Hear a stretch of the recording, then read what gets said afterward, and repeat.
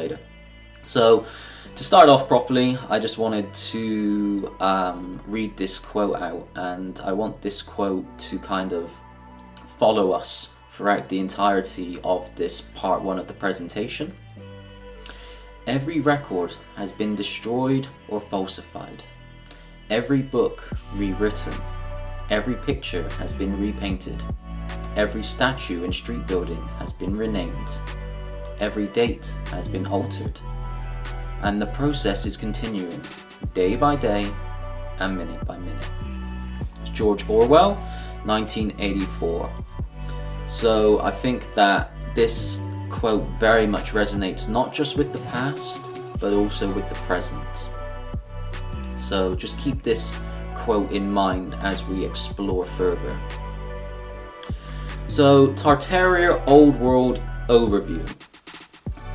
The Tartarian theory is an alternative historical narrative that suggests the existence of a once great, highly advanced civilization called Tartaria, or the Tartarian Empire, which was allegedly erased from official history by world powers. According to proponents of the theory, Tartaria was a vast empire spanning large parts of Eurasia, and its influence extended globally. This theory was first introduced in the late 2010s on a forum called stolenhistory.net. Stolenhistory.net is still online today, and is still a valuable resource for information around this area of research if you're interested. Some really good content creators on that website, and private researchers that's really worth checking out their work. And was later expanded and popularized by researchers such as Martin Liedtke. Shout out to Martin Liedtke, Flat Earth British, and John Levi. John Levi still creates amazing videos to this day, and every Sunday a new upload, so you can always check that out. John does great work. And over the years, the Tartaria theory has grown to encompass a broad range of subjects and has become more of an umbrella term synonymous with the following. So, suppressed and erased history of lost civilizations globally, but especially North America. So this is something that we will be examining further in this presentation. Timeline manipulation. So this gets into the topics of new chronology, phantom years, Scaligerian chronology. So new chronology was a field of research not necessarily created, but it was definitely popularized by Anatoly Fomenko. So for those that aren't familiar with Anatoly was a professor of mathematics at Moscow State University, and he popularized this area of research, new chronology, in that he believed that history itself from the 1600s backwards was essentially falsified and fabricated by a conspiracy led by the Vatican, the Holy Roman Empire, and the House of Romanov. The House of Romanov we'll actually be exploring later on as well in this part of the presentation, in order to basically strengthen their control and hold of history. And that the reality of our real history from the 1600 backwards was mainly dominated by what he called the Russian Horde, which was a Slav Turk empire that was comprised of what we know today as like the Scythians, the Goths, the Huns, the Mongols. They all made up this massive empire that covered the Eurasian plateau, but also moved eastwards across the Bering Strait and also occupied what was now referred to as the West, the Midwest of North America. And then we get into Scaligerian chronology, and this is based off the work of Joseph Scaliger, which was a 16th century religious scholar who synthesized a lot of classical history that we understand as the ancient Egyptians, Rome, Greece. He kind of synthesized all of that history together into a uniform chronology. And what Fomenko argues is that this chronology itself, that, you know, in Scaligerian chronology goes back thousands of years, that all of that history actually happened within the Middle Ages or the European Dark Ages, and that the Scaligerian chronology was used essentially to again strengthen and bolster the power of the Vatican and the Church at the time. So moving on next to advanced architecture, we'll be checking out some of the advanced architecture at a place at a time using photographic evidence. Then we have Antiquitech and free energy. So we'll be exploring some of the technology of antiquity. Of course, Antiquitech was a term coined by Martin Liedtke, so I just wanted to point that one out. So we'll be looking at all the different forms of technology of the old world and exploring them in a little bit more detail. Global resets, mud flood, plasma apocalypses, and earlier world wars. So this will be something that we will cover on both part 1 and part 2. Part 1 we'll specifically focus on the mud flood and the earlier world wars, and then in part 2 we'll be exploring the plasma apocalypse in a little bit more detail, as it coincides very nicely with the electric universe model that we will be covering as well. But altogether this makes up the idea of global resets and cyclical global resets. The world fairs of the 19th, early 20th century.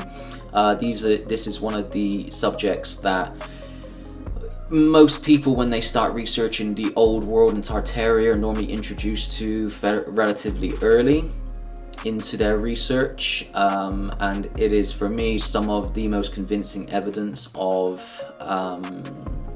conspiracy to alter history.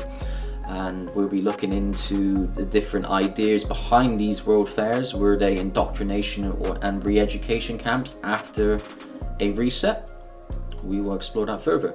Population control and displacement. And we'll be looking at the orphan trains and insane asylums. That's something that's really interesting as well. Giants. This is part of the overview of Tartaria. It's not something that we're going to be looking at today because it's a very depthy field of research that I believe requires like a video to itself. But that's something that definitely we should look at further, and there is a lot of substantial evidence to show the existence of giants, not just in the ancient past, but very much in the very recent past. Cryptozoology, so this would be again something that we won't be looking at today, but also, you know, plays its part within this grand theory to do with cryptids, these mythical creatures, and in fact the griffin, which you could class as a cryptid, is one of the symbols, the national symbols of Tartaria. But if you're interested in cryptozoology, I recommend checking out the Thomas Merlin Museum. You can check that out online. That's a very fascinating private collection of supposed cryptid remains and cryptid artifacts. Alternative travel technology, something that we won't be covering, but again, a dedicated video can be made on this if wanted.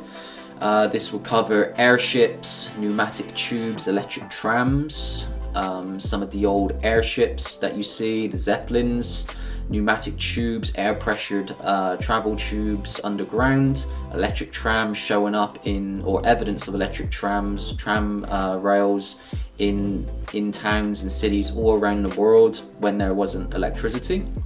The Industrial Revolutions being used as a guise and cover to reintroduce old world technology through centralized monopolies. We'll be checking that out in a little bit more detail. And steampunk or Tesla punk reality. So this is a thing that I want to cover in a future video. Steampunk being, well, both steampunk and Tesla punk are subgenres of the punk genre within science fiction.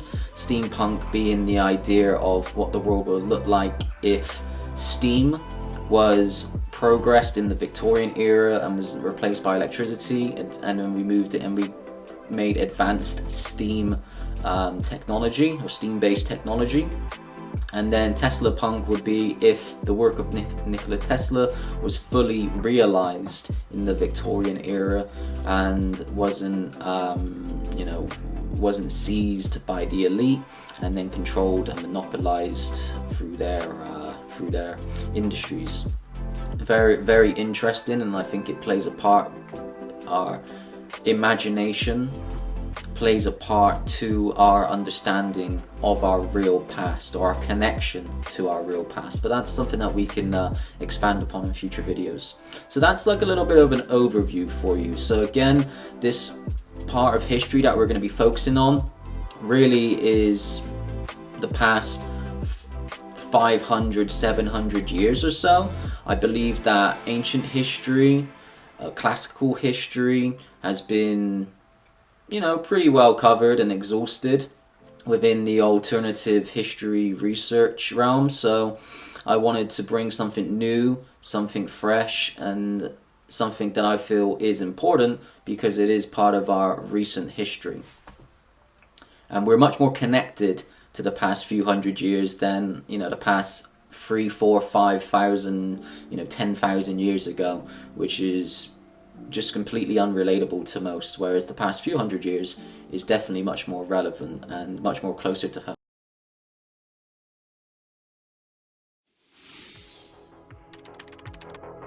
If you enjoyed this presentation and feel inspired to support both yourself and this channel, then head over to primalalchemy.co.uk. Awaken your potential with the world's only visionary health brand.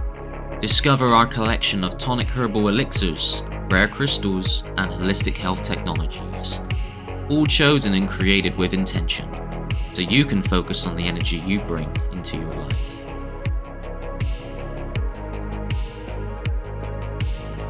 Whether you're grounding yourself, seeking clarity, or elevating your routine, Primal Alchemy supports every step of your journey.